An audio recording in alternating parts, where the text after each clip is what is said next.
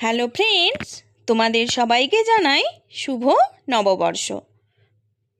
যে কোনো শুভ অনুষ্ঠানই মিষ্টি দিয়ে শুরু হয়, তাই অনুপমাস কিচেনে পয়লা বৈশাখ স্পেশাল তোমাদের বোঁদে বানিয়ে দেখাবো। এই বোঁদে বানানো খুবই সোজা, তোমরা সবাই বানাতে পারবে। আর খেতেও হয় দুর্দান্ত, আর দেখতেও হয় একদম দোকানের মতো।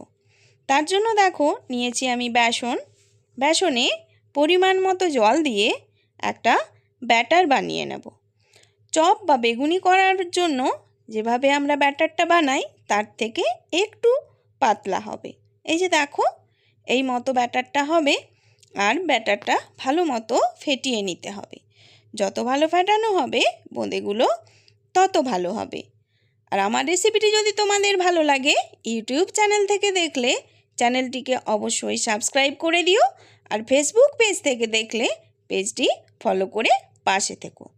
এরপর একটা ছান্তার মধ্যে আমি তেল মাখিয়ে নিয়ে তেলটা ভালো মতো গরম করে যে ব্যাটারটা করে রেখেছিলাম সেই ব্যাটারটা ছান্তার মধ্যে দিয়ে মিডিয়াম আঁচে হালকা লাল করে ভেজে আমি বোঁদেগুলো রেডি করে নেব।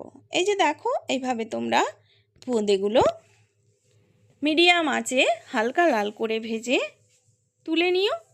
এরপর এই বোঁদেগুলো আমি একটা চিনির সিরাপ বানাবো, এবং চিনির সিরাপটা বানানোর জন্য আমি একটা পাত্রে নিয়ে নিলাম 2 কাপ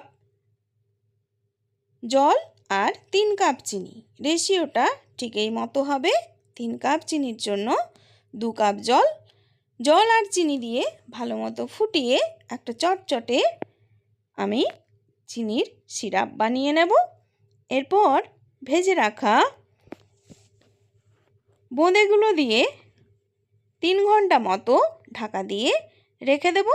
এই সময় মিষ্টিগুলো, ওপরের মিষ্টিগুলো নিচে দিতে হবে এবং নিচের মিষ্টিগুলো উপরে দিতে হবে, যাতে সমানভাবে রসটা ঢোকে। এইভাবে করে দারচিনির গুঁড়ো ছড়িয়ে সার্ভ করে দিলেই রেডি হয়ে যায় টেস্টি বোঁদে। এভাবে তোমরা বানিয়ে খেও। আমি এখানে কোনো ফুড কালার ইউজ করিনি, তোমরা চাইলে করতে পারো। আর আমাকে কমেন্টে জানিও। আমার রেসিপিটি দেখার জন্য থ্যাংক ইউ।